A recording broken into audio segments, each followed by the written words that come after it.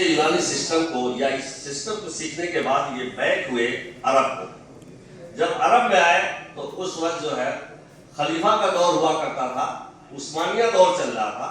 उस्मानिया दौर ने क्या किया कि अतिब्बा को बहुत ज्यादा रिकॉग्नाइज किया। उस जमाने में अलग से मदरसा बना, मदरसा इस्कंदरिया बना, रिसर्च शुरू हुआ। तो पूरे वर्ल्ड वाइड जो भी सिस्टम थे उनको एडाप्ट किया गया, उनकी किताबें लाई गई, उसका तर्जुमा कराया गया अरबी में, और अरबी में करके इसको जखीरा, अच्छा खासा जखीरा हो गया। जब वहां से ये पैथी, जब मुगलों का दौर शुरू हुआ और मुगल वहां से चले ईरान से होते हुए इधर अफगानिस्तान, और हमारे अफगानिस्तान भी हमारे मुल्क का हिस्सा हुआ करता था, तो वो बादशाहों के साथ आए। बादशाहों के जमाने में अतिब्बा का एक जो दर्जा हुआ करता था वो वजीर का हुआ करता था।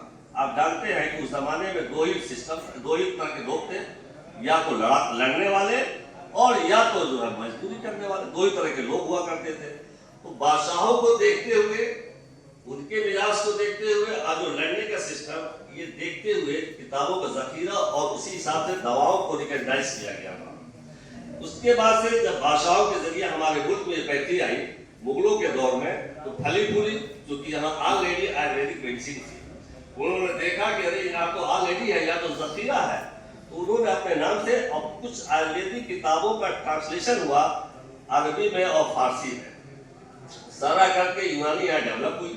डेवलप होने के बाद जब मुगलों का दौर खत्म हुआ, तब दौर शुरू हुआ अंग्रेजों का। अंग्रेजों का आप जानते ही हैं कि वो जब हिंदुस्तान आए तो वो अपनी सारे सिस्टम को यहाँ चेंज करना चाहिए। हमारा लिबास, हमारी संस्कृति, हमारी पढ़ाई, जो भी हम कर रहे थे उसको उन्होंने चेंज करने की शुरू की। उसी का नतीजा ये हुआ कि उन्होंने कहा कि जो यहाँ का आयुर्वेदिक और यूनानी सिस्टम है ये अनसाइंटिफिक है, ये नॉन साइंटिफिक है, इसको बंद कर देना चाहिए। उसी दौर में हकीम अजमल खान साहब जैसे लोग पैदा हुए। उन्होंने देखा कि अब तो ये सिस्टम ही बंद हो जाएगा।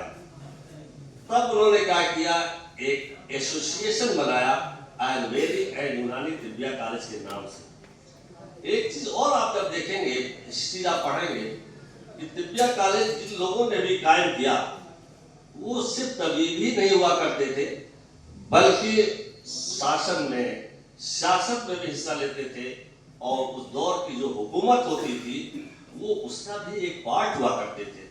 तो जब हकीम अजमल खान साहब जैसे दिल्ली में, उनके नाम खानदान शरीफी के नाम से जाना जाता है, आज भी उनके नाम है शरीफ मंजिल, वो लोगों ने एतजाज किया और करके इसको रिकॉग्नाइज कराया। अगर वो रिकॉग्नाइज ना कराए होते तो हमारे दोनों के दोनों पैथी जो है वो खत्म हो जाती है। लेकिन उन्होंने आयुर्वेदिक यूनानी के नाम से एक कॉन्फ्रेंस बनाई, एक एसोसिएशन बनाया और चलते रहे।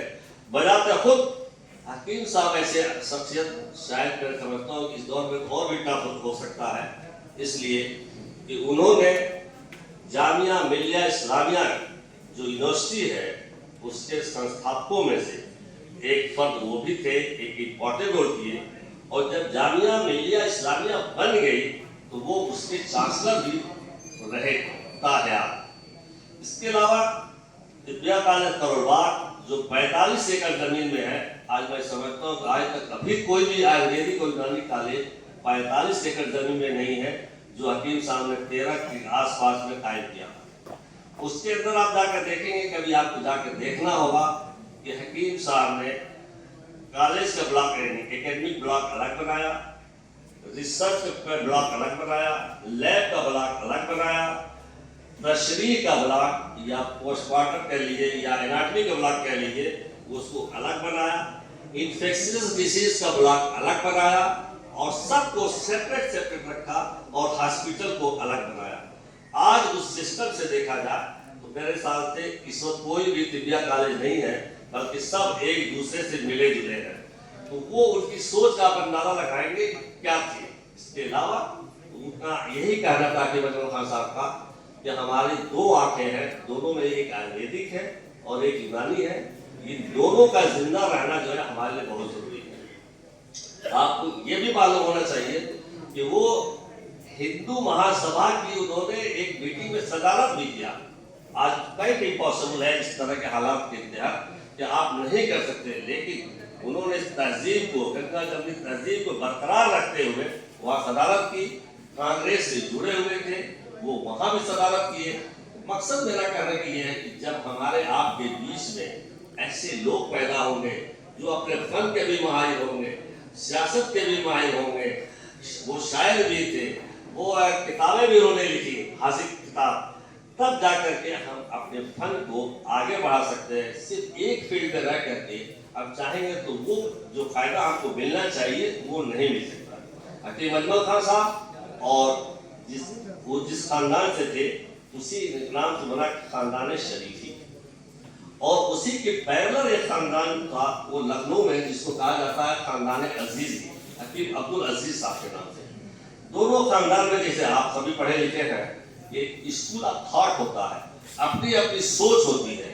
तो दो स्कूल ऑफ थॉट बैठ गया तिब के मामले में। एक स्कूल ऑफ थॉट ये कहने लगा कि मुरक्कबात से इलाज करना ज्यादा फायदेमंद है, दूसरा कहने लगा कि नहीं मुफरदात से इलाज करना ज्यादा फायदेमंद है।